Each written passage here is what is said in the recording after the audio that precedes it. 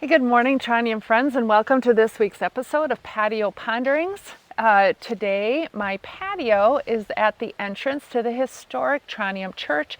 And I don't know, you probably can't read this little sign, but it reminds us that the church here was built in 1878 and again in 1899.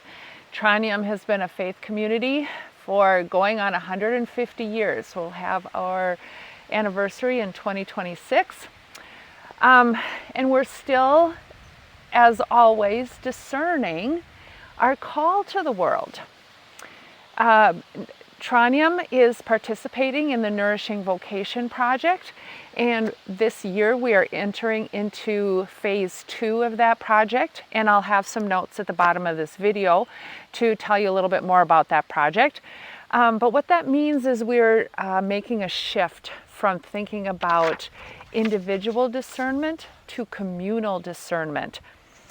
We're putting together the things that we've already learned. We're exploring deeper themes around that so that we can answer the questions: who are we called to be?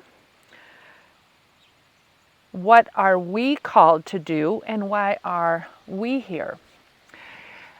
So we're doing, starting this past Sunday, we're doing just a little 3-week mini-series then on some of those deeper themes around call as a community. We are called, is theme 1, on purpose. That'll be this Sunday. For good on the following Sunday. So this week we explored the first call to the earliest disciples at the beginning of the Gospel of John. And so I'm going into this story with this shift in focus from an individual discernment to a communal discernment. But as I'm making that shift, I've been thinking about the cultural voices around faith and religion that I've been hearing really strongly over the last few years.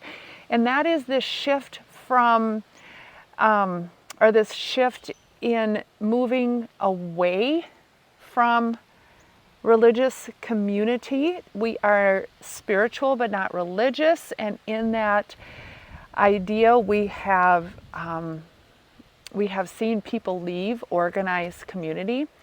But we've always, I'd say, well, not always, but over the last few decades, we've heard more and more things like, well, my faith is private. It's just between me and God. And so I'm balancing these two voices of how important faith community is versus the shift away from people being involved in a faith community. So looking at this earliest call story of the disciples in John, this is what I have found really interesting, is that first, the call for all these people in the story starts with an invitation to come and see. It's not a forced call, it's not coercive.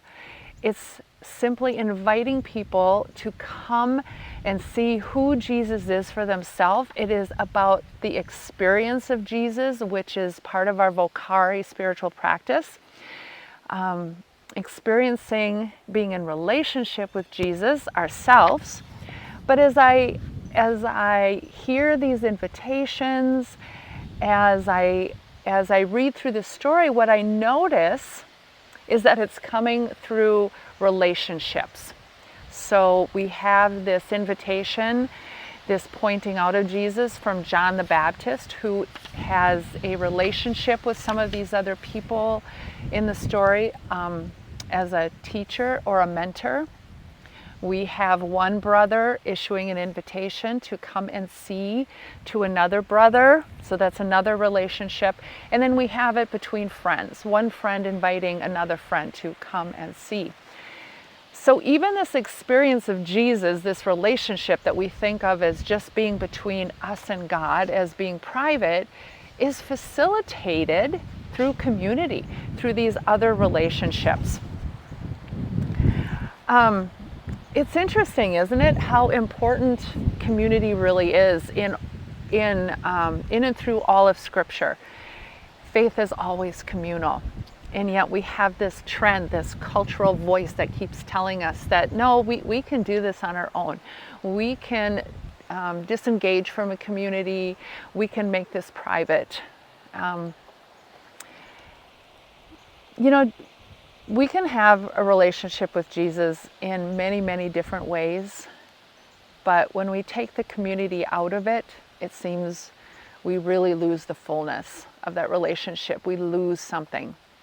So what I've really been pondering in all of this, all of these thoughts about community versus individualism, is how do we make our communities that we still have, this Trondhjem community that has been around for so long, how do we continue to make sure that we are truly a welcoming and inviting community, that we are still out here just inviting people to come and see?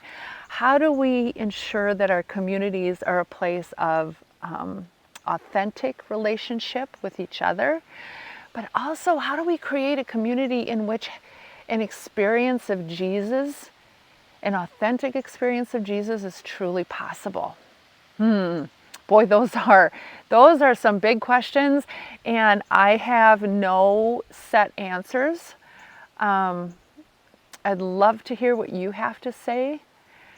Yeah, I think our faith is rooted in community, and we want to make sure that it is a robust community of authenticity and welcome and invitation in a time when I think those things are even more important than they maybe have been in the past, but also in which people are moving away from community, or so it seems. So, wow. What do you think? How do you see the role of community in faith? How do you see the role of community in having an authentic experience of Jesus? As always, I would love to hear what you have to say. Enjoy this warm weekend, and we'll see you on Sunday. Bye.